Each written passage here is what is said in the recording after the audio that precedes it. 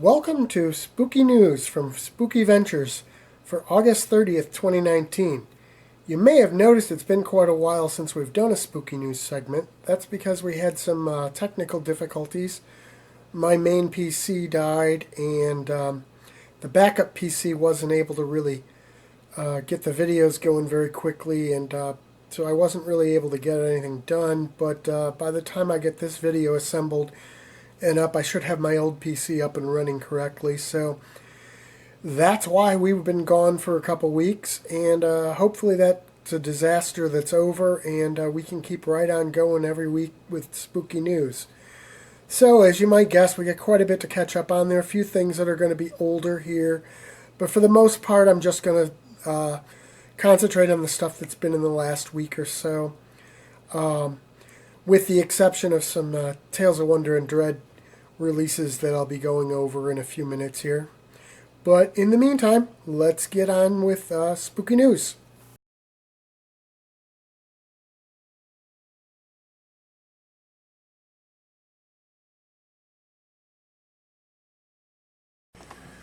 John Lennon may have been gone for quite a while, but he's got an Instagram account, I'm guessing, that's run by his estate, because it's a verified Instagram account.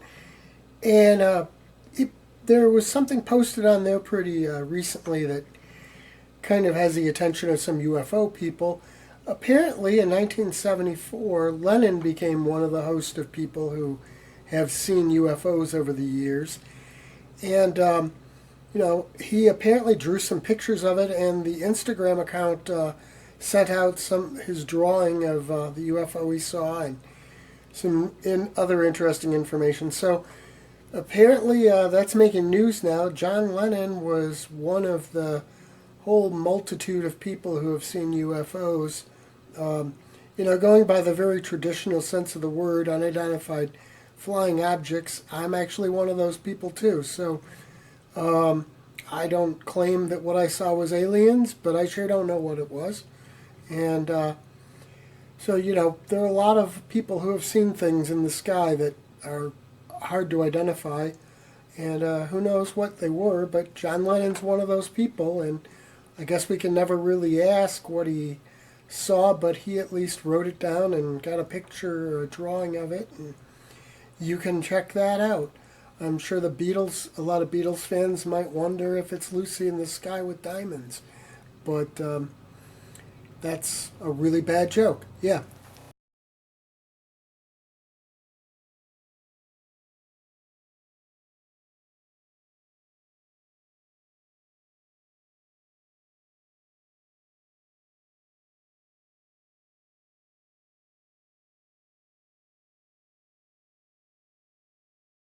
Over the course of the time we missed with the spooky news, Spooky Ventures did release some new designs for merchandise. We released some H.P. Lovecraft designs on his birthday on August 20th.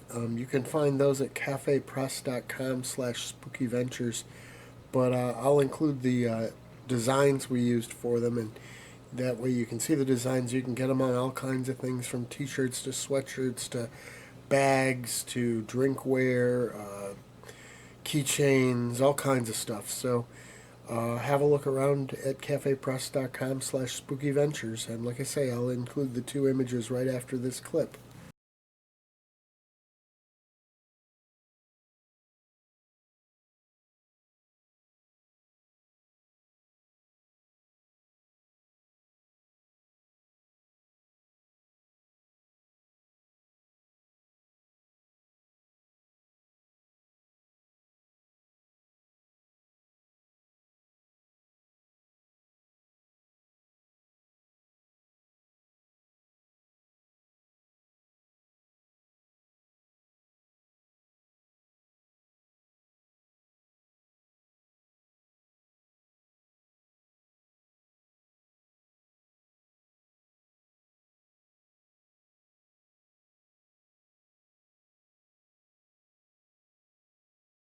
In one of the earliest editions of Spooky News, I covered an article about places in horror movies that you could go visit. There's a new article out about that too. with a list of 10 places, everything from the Stanley Hotel, which was the overlook in The Shining with Jack Nicholson, to the gas station, and everything from Texas Chainsaw Massacre to the Psycho House. Like I said, they've got a list of 10 places you can go visit. So that sounds like some cool stuff. Give you an idea of places to go check out.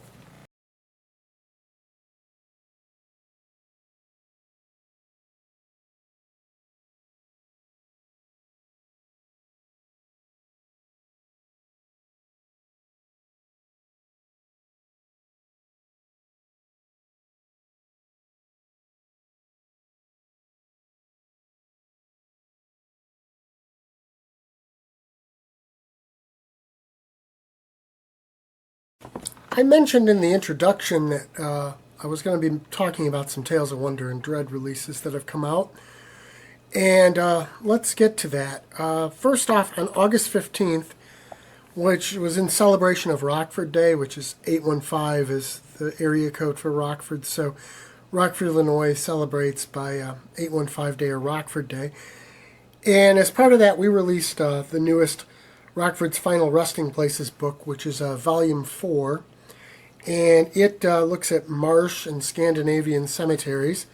Like all the books in the series, there are a lot of photos in it, a lot of black and white photos. And then a little bit of information about each cemetery.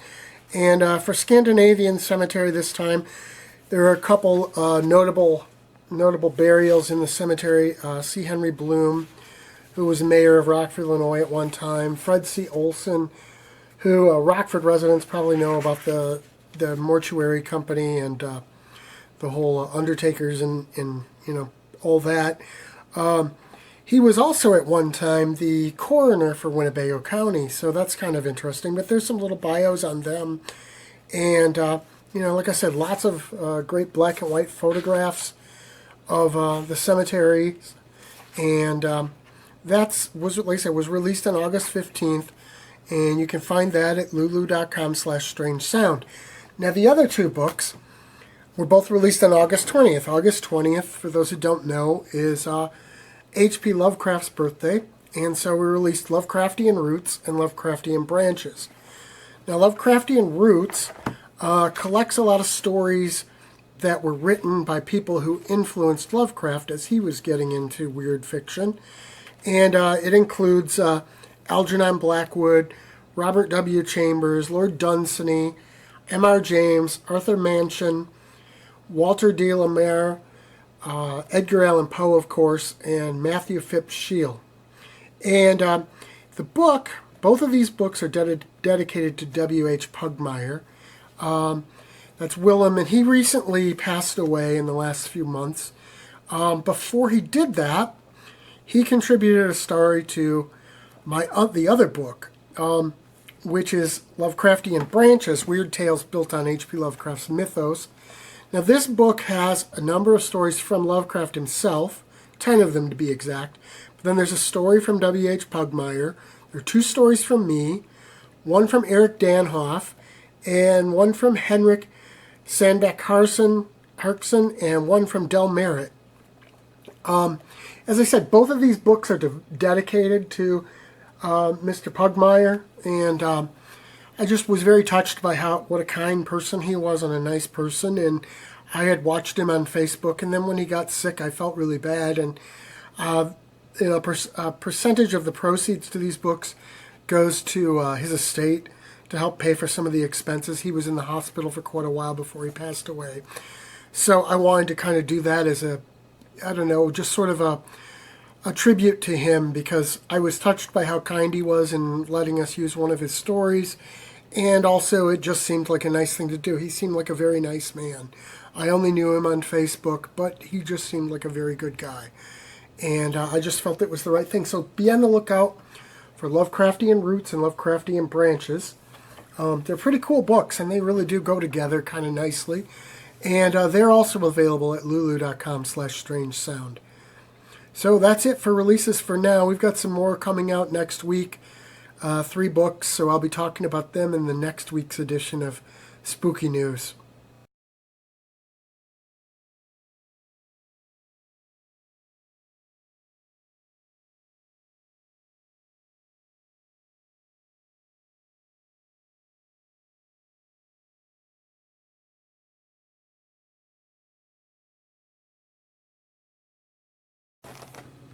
Have you ever heard of the metal band Ghoul? Well, they're pretty crazy stuff. They're a thrash band. They call themselves cannibal splatter thrashers. So you can tell that, I mean, even the name should tell you that they're influenced by the horror genre. Well, they're apparently going to be doing a comic book of the band called Ghoul, Born to Kill, and it's going to have stories from their background. Well, their made up fictional background, or at least partially fictional background, and it's going to be a horror comic book. So that should be of interest both to heavy metal fans and to fans of the horror genre. And whether you like the band or not, it ought to be fun.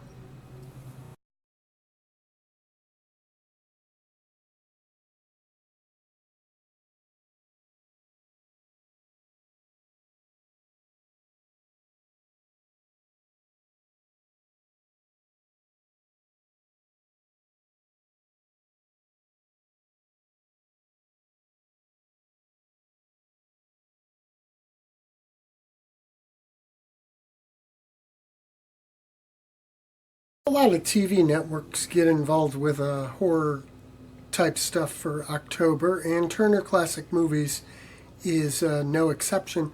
They've released a list of what movies they're going to be running for October, and they've got quite a catalog of films to be coming out. I mean, there are things like Poltergeist, you've got some of the classic Godzilla movies, you've got some John Carpenter, all kinds of cool horror stuff coming your way on Turner Classic Movies.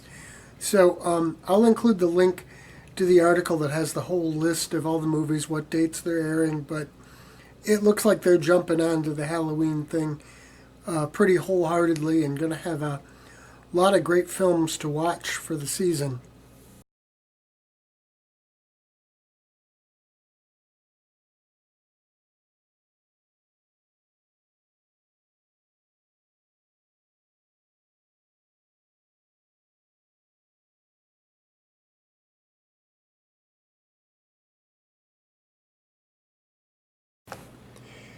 A new horror series that's getting some attention and some buzz is something called Maryann. It's apparently a French horror series that's coming to Netflix. So keep your eyes open for that.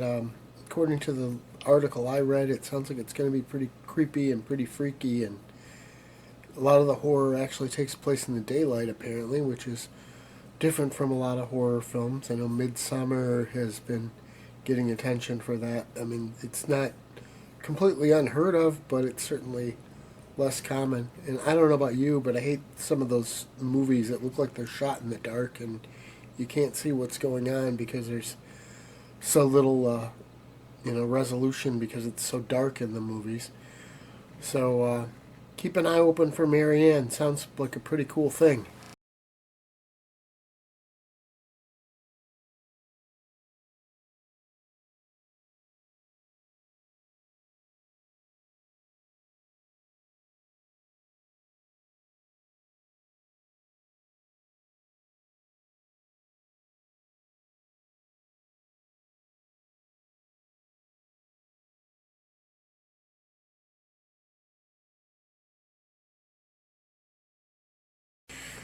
News broke this week about a new movie called Limbo coming from the director of Better Watch Out.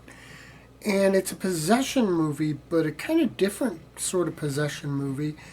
Apparently, a young mother has her spirit kicked out of her body by some kind of demonic entity, and so she's a ghost in her own house trying to fight her way back into control of her body. So you've got the whole demonic possession thing, and you've also got the haunting thing. It's kind of an interesting combination, and I don't think that's a an approach anyone has really taken to the possession thing before. At least if they have, I haven't heard about it.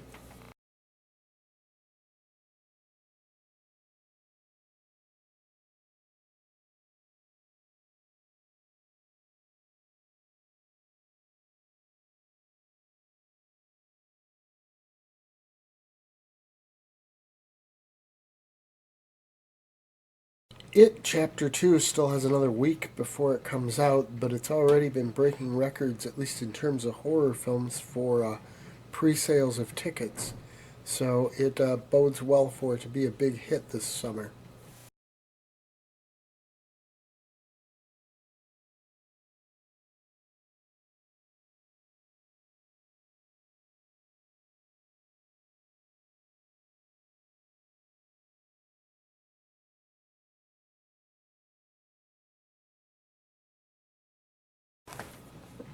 I know we usually do the movies that are opening for the weekend, but this weekend there aren't any horror movies opening.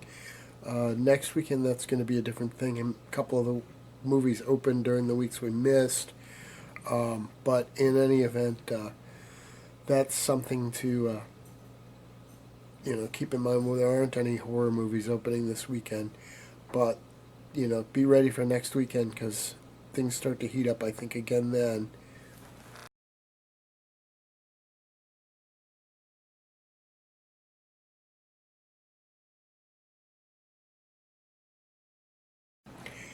I know at the beginning I said we probably were going to have quite a bit of stuff to get to, and I really thought we would. Of course, I filmed that very early in the week, and honestly, it's been sort of a rush this week to get the spooky news done, but given we missed a couple weeks, I really wanted to get it out there. And there's still some technical difficulties going on that need to be resolved. But again, I wanted to get the video out there. So this is not going to be not turning out to be the longest we've had. There wasn't that much news to get to this week, and I've sort of bypassed a few things that I could have probably covered. But in any event, this is a wrap, and we will see you next week.